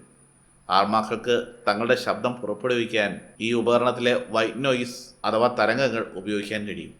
അതായത് മരിച്ച വ്യക്തിയുടെ ശബ്ദം നമുക്ക് വ്യക്തമായി ഈ സ്പീക്കറിലൂടെ കേൾക്കാം. പ്രേതം നേരിട്ട് വന്ന് സ്പീക്കറിലൂടെ സംസാരിക്കുകയോ? ജോജിയും ദാസപ്പനും സുപ്രുവും ശ്വാസം അടക്കിപ്പിടിച്ച് ആ ഉപകരണത്തിലേക്ക് നോക്കി നിന്നു. മക്കളിൻ മുറിയിലെ പ്രധാന ലൈറ്റുകൾ അണച്ചു. ഒരു ചെറിയ ചുവന്ന ബൾബ് മാത്രം അവിടെ മിന്നി നിന്നു. സ്പിരിറ്റ് ബോക്സിൽ നിന്നും തുടർച്ചയായ ചില അപശബ്ദങ്ങൾ കേട്ടു തുടങ്ങി. ആ മുറിയിലെ അന്തരീക്ഷം പെട്ടെന്ന് ഖനീഭവിച്ചതായി തോന്നി. മിസ്റ്റർ മക്ലീൻ ബോർഡിൻ്റെ മുന്നിലിരുന്ന് വളരെ വ്യക്തമായ ശബ്ദത്തിൽ ചോദിച്ചു, മാത്യു, നീ ഇവിടെ ഉണ്ടോ? നീ ഇവിടെ ഉണ്ടെങ്കിൽ ഞങ്ങളോട് സംസാരിക്കുക. നിനക്ക് എന്താണ് സംഭവിച്ചത്? മുറിയിലാകെ ഒരു നിശബ്ദത പടർന്നു. സ്പിരിറ്റ് ബോക്സിലെ തരംഗങ്ങളുടെ ശബ്ദം മാത്രം കേൾക്കാം. ജോജിയും സുപ്രവും ദാസപ്പനും പരസ്പരം നോക്കി. പെട്ടെന്ന് ആ ഉപകരണത്തിലെ മീറ്ററുകൾ അതിവേഗം ചലിക്കാൻ തുടങ്ങി. ചുവന്ന ലൈറ്റുകൾ ഒരുമിച്ച് മിന്നി. ആ സ്പീക്കറിലെ റേഡിയോ ശബ്ദങ്ങളെ ഭേദിച്ചുകൊണ്ട് വളരെ ദയനീയവും എന്നാൽ ഭയാനകവുമായ ഒരു ശബ്ദം ആ മുറിയാകെ മുഴങ്ങി. എന്നെ അവർ കൊന്നതാണ്. ആ തണുത്തുറഞ്ഞ ശബ്ദം കേട്ട് ഗോസ്റ്റ് ഹണ്ടേഴ്സിൻ്റെ സിരകളിലെ രക്തം തണുത്തുറഞ്ഞുപോയി. മത്തായിയുടെ ആത്മാവ് അവരോട് സംസാരിക്കാൻ തുടങ്ങിയിരുന്നു. ആ പഴയ മുറിയിലെ തണുപ്പ് വീണ്ടും കൂടി വരികയായിരുന്നു. മിസ്റ്റർ മക്ലീൻ വളരെ ശാന്തനായി എന്നാൽ തികഞ്ഞ ഗൗരവത്തോടെ ആ മിഷൻ്റെ അടുത്തേക്ക് നീങ്ങിയിരുന്ന് വീണ്ടും ചോദിച്ചു, മത്തായി, നിന്നോട് അവർ എന്താണ് ചെയ്തത്? നീ ആ പെൺകുട്ടിയെ... ചോദ്യം പൂർത്തിയാകുന്നതിന് മുമ്പ് ആ സ്പിരിറ്റ് ബോക്സിലെ ചുവന്ന ലൈറ്റുകൾ അതിവേഗത്തിൽ മിന്നാൻ തുടങ്ങി. റേഡിയോ തരംഗങ്ങൾക്കിടയിലൂടെ വിറയാർന്ന എന്നാൽ വേദനയും ദേഷ്യവും കലർന്ന ശബ്ദം കേട്ടു തുടങ്ങി. ചെയ്യാത്ത കുറ്റത്തിനാണ് അവർ എന്നെ ശിക്ഷിച്ചത്. എനിക്കാകെ ഉണ്ടായിരുന്ന എൻ്റെ അമ്മ എന്നെ വിലങ്ങ് വെച്ച വാർത്തയറിഞ്ഞ ആ നിമിഷം ഹൃദയം പൊട്ടി മരിച്ചു. ആ ആത്മാവിൻ്റെ വാക്കുകളിലെ വേദന ദാസപ്പൻ്റെയും ജോജിയുടെയും സുപ്രുവിൻ്റെയും മനസ്സിൽ വലിയൊരു വിങ്ങലായി മാറി. ആ പെൺകുട്ടിയെ പീഡിപ്പിച്ചു വന്നതും മറ്റ് കഥകളുമെല്ലാം അവർ എൻ്റെ മേൽ കെട്ടിവെച്ചതാണ്. സ്പിരിറ്റ് ബോക്സിൽ നിന്നുള്ള ശബ്ദം ദേഷ്യത്താൽ വിറയ്ക്കുന്നുണ്ടായിരുന്നു. സത്യം പുറത്തറിയാതിരിക്കാൻ വേണ്ടി പോലീസുകാർ എന്നെ ലോക്കപ്പിലിട്ട് മൃഗീയമായി തല്ലിച്ചതച്ചു. അവരുടെ ഇടിയിലാണ് എൻ്റെ ജീവൻ പോയത്. ഞാൻ മരിച്ചെന്ന് ഉറപ്പായപ്പോൾ അത് പുറത്താരും അറിയാതിരിക്കാൻ വേണ്ടിയിട്ട് രാത്രിയിലെ ഇരുട്ടിൻ്റെ മറവിൽ എൻ്റെ ബോഡി ഇവിടെ കൊണ്ടുവന്ന് ഈ അനാഥാലയത്തിലെ ഈ കഴുക്കോലിൽ എന്നെ കെട്ടിത്തൂക്കി. എന്നിട്ട് ഞാൻ ആത്മഹത്യ ചെയ്തതാണെന്ന് അവർ വരുത്തി തീർത്തു. ഇത് കേട്ട് ജോജി മിസ്റ്റർ മക്ലിനെ ഞെട്ടലോടെ നോക്കി. മദർ സുപ്പീരിയർ കുറച്ചു മുമ്പ് പറഞ്ഞതെല്ലാം പച്ചക്കള്ളങ്ങളായിരുന്നു. കോടതി അവനെ 25 വർഷം ശിക്ഷിച്ചുവെന്നും അതിനുശേഷം അവൻ ജയിൽ ചാടി വന്ന് തൂങ്ങി മരിച്ചുവെന്നും എല്ലാം ഞങ്ങളെ തെറ്റിദ്ധരിപ്പിക്കാൻ വേണ്ടി മെനഞ്ഞെടുത്ത കള്ളങ്ങളായിരുന്നു. എന്തിനാണ് അവർ നിന്നെ കുടുക്കിയത്? ജോജി സ്പിരിറ്റ് ബോക്സിന് അടുത്തേക്ക് വന്ന് ചോദിച്ചു. ഈ കോൺവെൻറ്റിൽ നടക്കുന്ന ഒരു വലിയ നെറുകേട് ഞാൻ കണ്ടുപിടിച്ചു. മത്തായിയുടെ ശബ്ദം കൂടുതൽ വ്യക്തമായി. വലിയൊരു മനുഷ്യക്കടത്താണ് ഇവിടെ നടക്കുന്നത്. യാതൊരു നിയമമോ രേഖകളോ ഇല്ലാതെ ഇവിടെ ദത്തെടുക്കുന്നു എന്ന വ്യാജേന കുട്ടികളെ വിദേശത്തേക്ക് കടത്തുകയാണ്. ഞാൻ പീഡിപ്പിച്ചു എന്ന് പറഞ്ഞില്ലേ ആ 16-കാരി പെൺകുട്ടി? ഒരു രാത്രി പേടിച്ചു വന്ന് എൻ്റെ മുറി കയറിയതാണ് അവൾ. അവളെയും വിദേശത്തേക്ക് കടത്താൻ പ്ലാൻ ചെയ്തിരുന്നു. ഈ കോൺവെൻറ്റിലെ ഞെട്ടിപ്പിക്കുന്ന ആ വലിയ രഹസ്യങ്ങളെല്ലാം അവളാണ് എന്നോട് പറഞ്ഞത്. ദൈവമേ! സുബ്രു തലയിൽ കൈവച്ചു. പുറമെ പുണ്യസ്ഥലമെന്ന് തോന്നിക്കുന്ന വലിയൊരു കോൺവെൻറ്റ് അതെങ്ങനെ ഇത്രത്തോളം ഭയാനകമായ മാഫിയ കേന്ദ്രമായി എന്ന് അവർ തിരിച്ചറിയുകയായിരുന്നു. മത്തായിയുടെ ആത്മാവ് തുടർന്നു. പക്ഷേ ആ പെൺകുട്ടി എൻ്റെ മുറിയിൽ കയറിയെന്നും ഇവിടുത്തെ രഹസ്യങ്ങളെല്ലാം ഞാൻ അറിഞ്ഞുവെന്നും അവർക്ക് മനസ്സിലായി. അതോടെ എന്നെ ഇല്ലാതാക്കാൻ ഇവർ തീരുമാനിച്ചു. തന്ത്രപൂർവ്വം പോലീസിന് പൈസ കൊടുത്ത് അവർ എന്നെ കുടുക്കി. എന്നെ അറസ്റ്റ് ചെയ്ത് ലോക്കപ്പിലിട്ട ശേഷം എന്നെ അവർ കൊന്നുകളഞ്ഞു. പത്രത്തിൽ ഞാൻ 16-കാരിയെ പീഡിപ്പിച്ചു എന്ന വാർത്ത വന്നു. പക്ഷേ പിന്നീട് സംഭവിച്ചതൊന്നും നാട്ടുകാർ അറിഞ്ഞില്ല. അവർ എന്നെ യാതൊരു കോടതിയിലും കൊണ്ടുപോയില്ല. കോടതിയിൽ എന്നെ കൊണ്ടുപോയാൽ ഇവിടെ നടക്കുന്ന കള്ളങ്ങളെല്ലാം പൊളിയുമെന്നും ഇവിടെ നടക്കുന്ന മനുഷ്യക്കടത്ത് കഥ പറയുമെന്നും അവർക്ക് ഉറപ്പായിരുന്നു. അതുകൊണ്ട് എന്നെ കൊന്ന് ഈ അനാഥാലയത്തിൻ്റെ കഴുക്കോലിൽ കെട്ടിത്തൂക്കി. പെട്ടെന്ന് സ്പിരിറ്റ് ബോക്സിൻ്റെ ലൈറ്റുകൾ അണഞ്ഞു. ആ റേഡിയോ തരംഗങ്ങളുടെ ശബ്ദം പൂർണ്ണമായും നിലച്ചു. മത്തായിയുടെ ആത്മാവ് അവിടെ നിന്നും മറഞ്ഞിരുന്നു. മുറിയാകെ കനത്ത നിശബ്ദത മാത്രം ബാക്കിയായി. അപ്പോഴേക്കും ദേഷ്യം കൊണ്ട് ജോജിയുടെ കൈകൾ ചുരുണ്ടിരുന്നു. ദാസപ്പൻ്റെ കണ്ണുകളിൽ പകയിരിഞ്ഞു. എപ്പോഴും കോമഡി മാത്രം പറയുന്ന സുപ്രുവിൻ്റെ കണ്ണുകളിലും വല്ലാത്തൊരു ഗൗരവം നിറഞ്ഞു. കേവലം കാശിനും സ്വന്തം നിലനിൽപ്പിനും വേണ്ടി ഒരു നിരപരാധിയെ കൊന്നുതള്ളിയ ആ മദർ സുപ്പീരിയറിൻ്റെയും അഴിമതിക്കാരായ പോലീസുകാരുടെയും യഥാർത്ഥ മുഖം അവർക്ക് മുന്നിൽ വെളിപ്പെട്ടിരിക്കുന്നു. Mister McLean spirit box off ചെയ്തുകൊണ്ട് എഴുന്നേറ്റ് നിന്നു. അദ്ദേഹം ജോജിയുടെയും ദാസപ്പൻ്റെയും കണ്ണുകളിലേക്ക് നോക്കി വളരെ ഉറച്ച ശബ്ദത്തിൽ പറഞ്ഞു, ഇത് നമ്മൾ കാത്തിരുന്നിട്ട് കാര്യമില്ല ജോജി. നമ്മൾ നേരിടുന്നത് അലഞ്ഞു തിരിയുന്ന പ്രേതങ്ങളെയല്ല, ചെകുത്താനെ പോലും തോൽപ്പിക്കുന്ന മനുഷ്യരെയാണ്. ആ പെൺകുട്ടിയെ മദർ എവിടെയോ ഒളിപ്പിച്ചു വെച്ചിട്ടുണ്ട്. അല്ലെങ്കിൽ ആ പെൺകുട്ടിയെ പണ്ടേ വിദേശത്തേക്ക് കടത്തിയിട്ടുമുണ്ട്. ആ പെൺകുട്ടി ഇവിടെ ഉണ്ടെങ്കിൽ ആ പെൺകുട്ടിയെ നമ്മൾ കണ്ടുപിടിച്ചേ മതിയാകും. എങ്കിൽ മാത്രമേ മത്തായിയുടെ ആത്മാവിന് നീതി ലഭിക്കൂ. ഇരുളിൽ മറഞ്ഞിരിക്കുന്ന ആ വലിയ നിഗൂഢമായ സത്യത്തെ പുറത്തു കൊണ്ടുവരാൻ ഗോസ്റ്റ് ഹണ്ടേഴ്സ് തങ്ങളുടെ ക്യാമറയും ഉപകരണങ്ങളും എടുത്ത് തങ്ങളുടെ ജീവിതത്തിലെ യഥാർത്ഥ ഏറ്റവും വലിയ പോരാട്ടത്തിനായി ആ മുറിയിൽ നിന്നും പുറത്തേക്ക് കടന്നു. ഭയത്തിൻ്റെ സ്ഥാനത്ത് ഇപ്പോൾ അവരെ നയിക്കുന്നത് സത്യം തെളിയിക്കാനുള്ള വലിയൊരു ലക്ഷ്യമായിരുന്നു. സ്പിരിറ്റ് ബോക്സിലെ ആത്മാവ് പറഞ്ഞ രഹസ്യങ്ങൾ എങ്ങനെ തെളിയിക്കുമെന്ന് ആലോചിക്കുന്ന ജോജിയുടെയും ദാസപ്പൻ്റെയും മക്ലിൻ്റെയും അടുത്തേക്ക് സുപ്രു ഒരു തന്ത്രപരമായ ആശയം മുന്നോട്ട് വെച്ചു. നമ്മളിപ്പോൾ പോയി ഈ കാര്യങ്ങളൊക്കെ പോലീസിനോടോ മറ്റുള്ളവരോടോ പറഞ്ഞാൽ ആരും വിശ്വസിക്കില്ല. ഈ മദറെന്ന് പറയുന്നത് വെറുമൊരു കാവലാൾ മാത്രമാണ്. ഇതിനു മുന്നിൽ മറ്റാരുടെയോ വലിയ കൈകളുണ്ടെന്നാണ് എനിക്ക് തോന്നുന്നത്. മദറിൻ്റെ വായിൽ നിന്ന് തന്നെ നമുക്ക് സത്യം പുറത്തു കൊണ്ടുവരണം. അതിന് ഒരു വഴിയുണ്ട്. സുപ്രു തൻ്റെ ബുദ്ധി അവർക്ക് മുന്നിൽ അവതരിപ്പിച്ചു. ജോജിക്കും ദാസപ്പനും മക്ലിനും അത് പ്രായോഗികമായി തോന്നി. ഒട്ടും സമയം കളയാതെ ജോജി തൻ്റെ ഷർട്ടിൻ്റെ ബട്ടൺസിൻ്റെ അടിയിലായി വളരെ ചെറിയൊരു ഒളിക്യാമറ സെറ്റ് ചെയ്തു. അതിനുശേഷം അവർ നേരെ മദർ സുപ്പീരിയറിൻ്റെ അടുത്തേക്ക് ചെന്നു. മദറിനെ കണ്ട ഉടനെ ഗൗരവം നടിച്ചുകൊണ്ട് ജോജി പറഞ്ഞു, ഞങ്ങൾ സ്പിരിറ്റ് ബോക്സ് വഴി മത്തായിയുടെ ആത്മാവിനോട് ഇപ്പോൾ സംസാരിച്ചു. ആ ആത്മാവിന് നിങ്ങളോട് അതികഠിനമായ പകയുണ്ട്. ഈ രാത്രി കഴിഞ്ഞാൽ മദർ, നിങ്ങൾ ഈ ഭൂമിയിൽ ജീവനോടെ ഉണ്ടാകില്ല എന്നാണ് ഞങ്ങൾക്ക് കാണാൻ കഴിഞ്ഞത്. ഞങ്ങൾ നിസ്സഹായരാണ് മദർ. ഞങ്ങൾക്ക് ഒന്നും ചെയ്യാൻ കഴിയില്ല. അത്രയ്ക്ക് പകയുണ്ട് ആ ആത്മാവിന്. സുപ്രുവും അതിനോടൊപ്പം ചേർന്നു. അതേ മദർ, നിങ്ങളുടെ ജീവൻ വലിയൊരു അപകടത്തിലാണ്. പക്ഷേ ചെറിയൊരു ചാൻസ് ഞങ്ങൾ കാണുന്നുണ്ട്. അന്ന് ഈ കോൺവെൻറ്റിൽ നടന്ന യഥാർത്ഥ സംഭവം ഞങ്ങളോട് പറയുകയാണെങ്കിൽ ചിലപ്പോൾ നിങ്ങളെ ആ ആത്മാവിൽ നിന്നും രക്ഷിക്കാൻ ഞങ്ങൾക്ക് സാധിച്ചേക്കും. അല്ലെങ്കിൽ ആ മത്തായിയെ പോലെ നിങ്ങളും മരിക്കപ്പെടും. ജീവൻ നഷ്ടപ്പെടുമെന്ന ഭയം മദറിൻ്റെ സമനില തെറ്റിച്ചു. ഇത്രയും കാലം തൻ്റെ മനസ്സിൽ മാത്രം മൂടിവെച്ച ആ കൊടും രഹസ്യം വിധിപ്പിക്കൊണ്ട് മദർ വെളിപ്പെടുത്താൻ തുടങ്ങി. ഞാനല്ല ഇതിനൊന്നും കാരണം, മദർ പറഞ്ഞു തുടങ്ങി. ഇവിടുത്തെ അറിയപ്പെടുന്ന പൊളിറ്റിക്സിൽ ഒരുപാട് സ്വാധീനമുള്ള വ്യക്തിയാണ് മഹീന്ദർ റെഡ്ഡി. അദ്ദേഹം ഞങ്ങളെ ഒരുപാട് സാമ്പത്തികമായി സഹായിച്ചിട്ടുണ്ട്. അദ്ദേഹം തന്ന പണം കൊണ്ടാണ് കോൺവെൻറ്റിലെ ഒട്ടുമിക്ക കാര്യങ്ങൾ നടക്കുന്നതും പുതിയ കെട്ടിടങ്ങൾ പണിയുന്നതും ഈ അനാഥാലയം ഒരു ബുദ്ധിമുട്ടുമില്ലാതെ നടത്തിക്കൊണ്ടു പോകുന്നതും. അങ്ങനെ ഇരിക്കെ അദ്ദേഹം എന്നോട് ആദ്യമേ ഒരു കാര്യം ആവശ്യപ്പെട്ടപ്പോൾ എനിക്ക് എതിർക്കാൻ കഴിഞ്ഞില്ല. എനിക്കാണെങ്കിൽ അദ്ദേഹത്തെ വലിയ വിശ്വാസവുമായിരുന്നു. ജോജി, സുപ്രുവും ദാസപ്പനും മക്ലിനും അതെല്ലാം ശ്വാസമടക്കി പിടിച്ച് കേട്ടിരുന്നു. കുട്ടികളില്ലാത്ത ഒരു വിദേശ ദമ്പതികൾക്ക് ഒരു കുഞ്ഞിനെ വേണമെന്നായിരുന്നു അയാൾ എന്നോട് പറഞ്ഞത്. എന്നാൽ അവർ ആവശ്യപ്പെട്ടത് ചെറിയൊരു കുട്ടിയെയല്ലായിരുന്നു. ഈ കോൺവെൻറ്റിലെ 13 വയസ്സുള്ള ഒരു മിടുക്കി കുട്ടിയെയായിരുന്നു. ഒരുപാട് നിർബന്ധിച്ചപ്പോൾ എൻ്റെ കഷ്ടകാലത്തിന് ആ കുട്ടിക്ക് നല്ലൊരു ഭാവി ഉണ്ടാകട്ടെ എന്ന് കരുതി ഞാനതിന് സമ്മതിച്ചു. യാതൊരു രേഖകളുമില്ലാതെ സഭ പോലും അറിയാതെ ആ കുട്ടിയെ ഞങ്ങൾ കൈമാറി. പിന്നെ എന്ത് സംഭവിച്ചു? ദാസപ്പൻ ചോദിച്ചു. 1 മാസം കഴിഞ്ഞപ്പോൾ റെഡ്ഡി വീണ്ടും വന്നു. മറ്റൊരു പെൺകുട്ടിയെ കൂടി വേണമെന്ന് പറഞ്ഞു. ഇത്തവണ ഞാനതിനെ ശക്തമായി എതിർത്തു. അപ്പോൾ റെഡ്ഡി എന്നെ ഭീഷണിപ്പെടുത്താൻ തുടങ്ങി. മനുഷ്യക്കടത്ത് നടത്തിയെന്ന പേരിൽ എന്നെ അകത്താക്കുമെന്ന് പറഞ്ഞു. അയാളുടെ കയ്യിൽ എനിക്കെതിരെയുള്ള ഒരുപാട് രേഖകളുണ്ടായിരുന്നു. ഞാനും വിദേശിയുമായി സംസാരിക്കുന്നതിൻ്റെയും രേഖകൾ ഒപ്പിടുന്നതിൻ്റെയും ഒക്കെ വീഡിയോ ഫുട്ടേജ് രഹസ്യമായി റെഡ്ഡി എടുത്തു വെച്ചിട്ടുണ്ടായിരുന്നു. അയാളുടെ ഒരൊറ്റ ഫോൺ കോളിൽ എൻ്റെ ജീവിതം ജയിലറയ്ക്കുള്ളിലാകുമെന്ന് എനിക്ക് ഉറപ്പായിരുന്നു.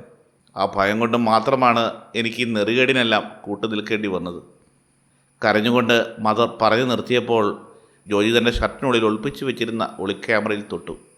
വെറുമൊരു റെക്കോർഡിംഗ് മാത്രമായിരുന്നില്ല അത് തങ്ങളുടെ ലാപ്ടോപ്പ് വഴി കേരളത്തിലെ ഒരു വാർത്താ ചാനലിന് ലൈവായി ആ ദൃശ്യങ്ങൾ കൈമാറുകയായിരുന്നു.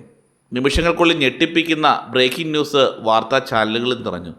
കേരളത്തിലും എന്ന് വേണ്ട ബാംഗ്ലൂരിലും ആ വാർത്ത കാട്ടുതീ പോലെ പടർന്നു. വലിയ കോൺവെൻറ്റിൻ്റെ പുറകിൽ നടക്കുന്ന വലിയ മനുഷ്യക്കടത്ത് വെളിയിൽ വന്നു. വാർത്ത അറിഞ്ഞ ഉടനെ ഉന്നത പോലീസ് സംവിധാനം ഉണർന്നു. അർദ്ധരാത്രി പിന്നിട്ടപ്പോൾ കോൺവെൻറ്റിൻ്റെ മുറ്റത്ത് പോലീസ് ജീപ്പുകൾ വന്നു നിറഞ്ഞു. വലിയ സ്വാധീനമുള്ള റെഡ്ഡിയെ സ്വന്തം വീട്ടിൽ വെച്ച് തെളിവുകളുടെ അടിസ്ഥാനത്തിൽ പോലീസ് അറസ്റ്റ് ചെയ്തു. പിന്നാലെ മദർ സുപ്പീരിയറിൻ്റെ കൈകളിലും വിലങ്ങുകൾ വീണു. പോലീസുകാരുടെ അറിവോടെ അവർ ചെയ്ത കൊലപാതകവും മനുഷ്യക്കടത്തും നിഷേധിക്കാനാവാത്ത വിധം വ്യക്തമായിരുന്നു. അവിടെ ഉണ്ടായിരുന്ന അനാഥരായ പെൺകുട്ടികളെയെല്ലാം പോലീസ് അന്ന് തന്നെ രാത്രി സുരക്ഷിതമായി മറ്റൊരു ഗവൺമെൻറ് അനാഥാലയത്തിലേക്ക് മാറ്റി.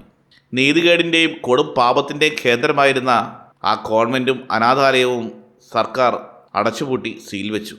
സത്യം പുറത്തു വന്നതോടെ കഴുക്കോലിൽ കെട്ടിത്തൂക്കപ്പെട്ട മത്തായിയുടെ ആത്മാവിന് ഒടുവിൽ നീതി ലഭിച്ചു.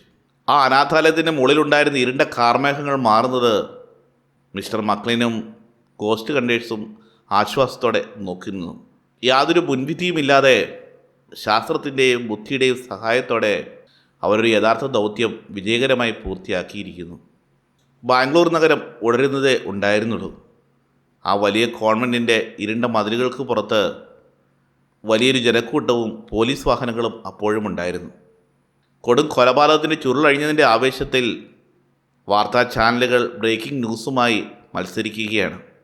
എന്നാൽ കോൺവെൻറ്റിനുള്ളിലെ ആ വലിയ നെറുകേടുകൾ പുറത്തു വന്നതിന് പിന്നിൽ ഗോസ്റ്റ് കണ്ടേഴ്സ് എന്ന 3 ചെറുപ്പക്കാരാണെന്ന് സാധാരണ ജനങ്ങൾക്കോ എന്തിന് അവിടുത്തെ ഭരണകൂടത്തിനോ പോലും അറിയില്ലായിരുന്നു. തങ്ങളുടെ പേരോ വിവരങ്ങളോ എങ്ങും അവശേഷിപ്പിക്കാതെ ആ ഇരുളിൽ നിന്നും അവർ നിശബ്ദരായി പിൻവാങ്ങിയിരുന്നു. ക്യാമ്പ് നടന്ന സൈറ്റിൽ നിന്നും അവർ മിസ്റ്റർ മക്ലിനോട് യാത്ര ചോദിച്ചു. നിങ്ങൾ ഇനി വെറും യൂട്യൂബേഴ്സ് അല്ല ജോജി. മിസ്റ്റർ മക്ലിൻ അവരെ 3 പേരെയും ചേർത്ത് പിടിച്ചുകൊണ്ട് പറഞ്ഞു. അദ്ദേഹത്തിൻ്റെ കണ്ണുകളിൽ വലിയൊരു വാത്സല്യമുണ്ടായിരുന്നു. നിങ്ങൾ അദൃശ്യരായ പോരാളികളാണ്. ഇരുട്ടത്ത് മറഞ്ഞു കിടക്കുന്ന സത്യങ്ങളെ പുറത്തു കൊണ്ടുവരാൻ നിയോഗിക്കപ്പെട്ടവർ. ആ മത്തായിയുടെ ആത്മാവ് ഇപ്പോൾ ശാന്തനായിട്ടുണ്ടാവും. അവന് നീതി വാങ്ങിക്കൊടുത്ത നിങ്ങളെ എപ്പോഴും ഈ പ്രപഞ്ചം കാക്കും. അദ്ദേഹത്തോട് യാത്ര പറഞ്ഞ് അവരുടെ കാറിൽ അവർ ബാംഗ്ലൂരിൽ നിന്ന് കേരളത്തിലേക്ക് മടക്കയാത്ര ആരംഭിച്ചു. വണ്ടിയുടെ ബാക്ക് സീറ്റിൽ ചാരിക്കിടന്ന സുപ്രുവിൻ്റെയും ദാസപ്പൻ്റെയും കണ്ണുകളിൽ വലിയൊരു ശാന്തതയുണ്ടായിരുന്നു. ഇതുവരെ അവർ ചെയ്തത് ഫേക്ക് വീഡിയോകളായിരുന്നു. ആളുകളുടെ കൈയടിക്കും പ്രശംസയ്ക്കും വേണ്ടി ഇല്ലാത്ത ഭയം നടിച്ച് ഓരോരോ മുഖംമൂടികൾ അടിഞ്ഞു. എന്നാൽ ഇന്ന് സ്വന്തം ജീവൻ തന്നെ പണയം വെച്ചാണ് വലിയൊരു മാഫിയയെ തകർത്തത്. ഈ ലോകം മുഴുവൻ കുറ്റവാളിയാണെന്ന് മുദ്ര കുത്തിയിട്ടും ആരും വിശ്വസിക്കാത്ത ഒരു നിരപരാധിയുടെ ആത്മാവിനാണ് അവർ മോക്ഷം തേടിക്കൊടുത്തത്. കൂടാതെ അനാഥത്വത്തിൻ്റെ പേരിൽ വിദേശത്തേക്ക് ഇനിയും വിൽക്കപ്പെടുമായിരുന്ന ആ പാവം കുരുന്നുകൾക്ക് വലിയൊരു രക്ഷകരായി മാറി. തങ്ങളെപ്പോലെ അനാഥത്വത്തിൻ്റെ വേദന അറിഞ്ഞ ആ കുട്ടികൾക്ക് വലിയൊരു സ്വാതന്ത്ര്യത്തിൻ്റെ ആകാശം നേടിക്കൊടുക്കാൻ കഴിഞ്ഞതിന് നിർവൃതി അവർക്കുണ്ടായിരുന്നു. ജോജേട്ടാ, ആ വീഡിയോ നമ്മുടെ ചാനലിൽ ഇട്ടിരുന്നെങ്കിൽ നമുക്ക് മില്യൺസ് വ്യൂ കിട്ടുകയും നമ്മുടെ ചാനൽ പോപ്പുലർ ആകുകയും ചെയ്തേനെ. വണ്ടി ഓടിക്കുകയായിരുന്ന ജോജി സുപ്രുവിനെ ഒന്ന് തിരിഞ്ഞു നോക്കി. അവൻ്റെ കണ്ണുകൾ നിറഞ്ഞിരുന്നു. വ്യൂസിനും ലൈക്കിനും വേണ്ടിയല്ല സുപ്രു നമ്മളിത് ചെയ്തത്. ഇതിൽ നിന്നും നമുക്ക് കിട്ടിയ ആ വലിയൊരു സന്തോഷമുണ്ടല്ലോ, അത് ലോകത്തുള്ള ആളുകളെല്ലാം കൂടി നമുക്ക് കോടിക്കണക്കിന് വ്യൂസ് തന്നാലും നമുക്ക് അത് കിട്ടില്ല. ദാസപ്പൻ സുപ്രുവിൻ്റെ തോളിൽ കൈയിട്ട് തൻ്റെ നെഞ്ചോട് ചേർത്ത് പിടിച്ചുകൊണ്ട് പറഞ്ഞു. ലോകമറിഞ്ഞില്ലേലും നമുക്കറിയാലോ സുപ്രു നമ്മൾ ആരാണെന്ന്. നീ ഒന്ന് ചിന്തിച്ചു നോക്കിയേ. നമ്മളെപ്പോലെ യാതൊരു കഴിവുമില്ലാത്ത സാധാരണ മനുഷ്യർ ചേർന്നാണ് ആ പെൺകുട്ടികളെ രക്ഷിച്ചത്. ആ അനാഥാലയത്തിലെ കുഞ്ഞുമക്കളുടെ പ്രാർത്ഥന മതിയടാ നമുക്ക് ഇനിയുള്ള കാലം ജീവിക്കാൻ. അതെ, അവരെ ചിലപ്പോൾ ലോകം അറിയില്ലായിരിക്കാം, പക്ഷേ തങ്ങളുടെ ഉള്ളിൽ അവർ ശരിക്കും സൂപ്പർ ഹീറോകളായി മാറിക്കഴിഞ്ഞു. ആകാശത്തൂടി പറക്കാനോ ഇടിമിന്നലുകൾ സൃഷ്ടിക്കാനോ തീതുപ്പാനോ കഴിയില്ലാത്ത, എന്നാൽ ഒരുപാട് കാരുണ്യവും സത്യസന്ധതയുമുള്ള സാധാരണ സൂപ്പർ ഹീറോകൾ. പുറത്ത് ഹൈവേയിൽ ചെറിയ ചാറ്റൽ മഴ തുടങ്ങിയിരിക്കുന്നു. മഞ്ഞുതുള്ളികൾ കാറിൻ്റെ ചില്ലുകളിൽ വീണ് ചിതറി.